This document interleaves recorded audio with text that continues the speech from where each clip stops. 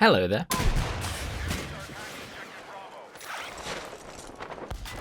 Today's topic, I'll be tier listing the shotguns of Battlefield 6. And yeah, they are incredibly weak. They've been nerfed hard compared to older Battlefield games. And I get it, a lot of these maps are tight close quarters. You can't have everyone running around one-tapping people. For a shotgun to feel viable, it needs to clearly outperform other weapons in at least one area. That being close quarters or close range for a shotgun.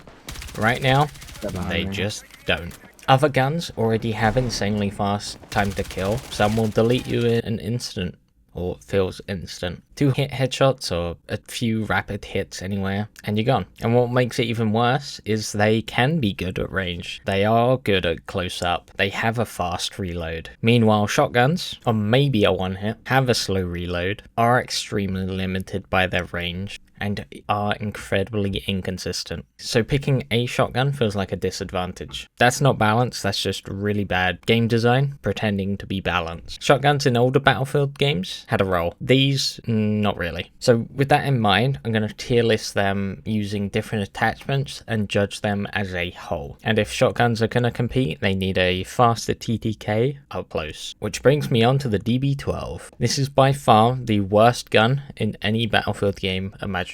The DB12, this is everything a shotgun shouldn't be. It looks good at first. 16 round tubes sounds great. But the second you use it, it's awful. This thing does not one hit. Even close range, even headshots. You can, but I'll get onto that in a sec. So you always need to hit at least 2 shots to kill. At least. That 16 round suddenly doesn't feel so great when you need double the ammo per kill, which means double the reload. And that's if you're close. At range, it gets so much worse. Oh, yeah, and you have to pump it every 2 shots, which completely messes up your rhythm mid-fight and makes fire rate feel all over the place. Slugs don't fix it either.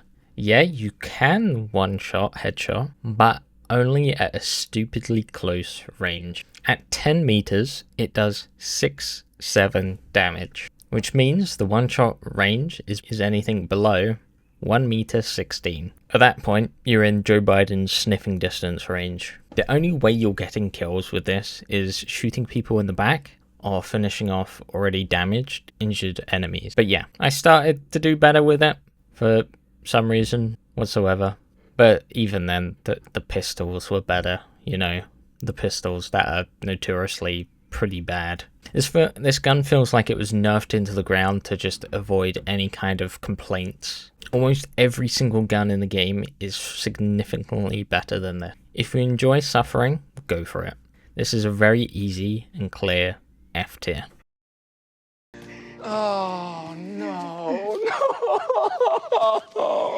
18.5 KSK. This is a weird one. I actually hated it at first. Like, I thought it was useless. But then I started using it completely differently, and I thoroughly started enjoying it. Spoiler alert, it's not great still, but it's fun. If you run slugs and a scope, this thing basically becomes a DMR. At range, it's like a 3-shot. Closer up, it can vary to 1 to 2 hits, depending on where you hit.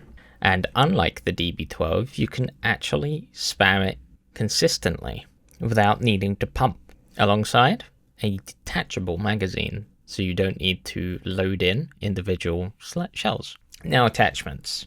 There isn't much choice here. Those 4-round mags are completely pointless. You're not gaining enough to justify losing ammo, especially when kills can and do take multiple shots. So you'll just end up reloading even more than you already are, for seemingly not much benefit nor reason if you choose those smaller mags. The buckshot is still surprisingly quite solid. There is less range, there is more spread, but actually quite good if you play aggressive. And it reloads quicker than most, so you can stay in the fight longer. It's still outperformed by most guns, but it's actually fun, which already puts it way above the previous shotgun. Easy B tier.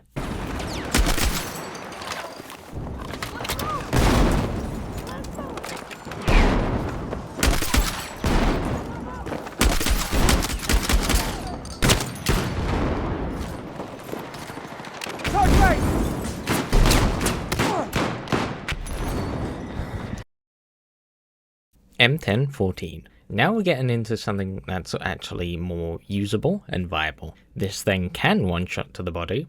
It's semi-auto, so no pump, which means faster fire rate and damage output. It is tube fed, so you can cancel the reload whenever, top it up whenever, especially in mid-fights. So it feels way more flexible, but yes, you can burn through your ammo rather quickly if you're not careful. But if you're even slightly disciplined, this thing can be extremely good. But now before I rank it though, there's one more shotgun that kind of competes with it. M87A1. This is the highest damage shotgun, and honestly, only runs slugs on it. It's a pump, so it's slower, but you get the more damage and generally better range. Sounds great, but the problem is, Battlefield can be extremely chaotic. You're usually fighting multiple people, and you don't always need that extra range. And even with that extra range, you'll still sometimes need a second shot anyway. So yeah, it's stronger on paper, but in actual gameplay, not as impactful. M1014's fire rate just makes it more reliable overall. So because of that, I will rank the M1014 as S tier, M87A1 as A tier.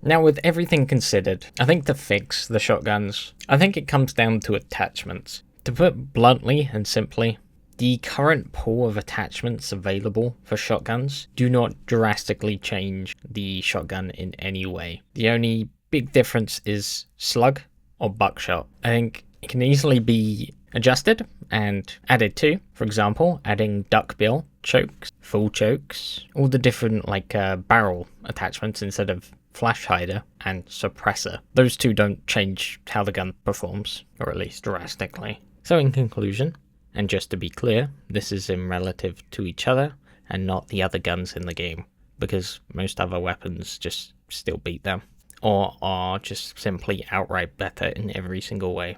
These videos take a lot of time. I leveled every gun to at least level 50 to give them a fair shot, except from the DB12, because screw that thing. So if you enjoyed, I'd appreciate a like and subscribe. Until next time, see ya.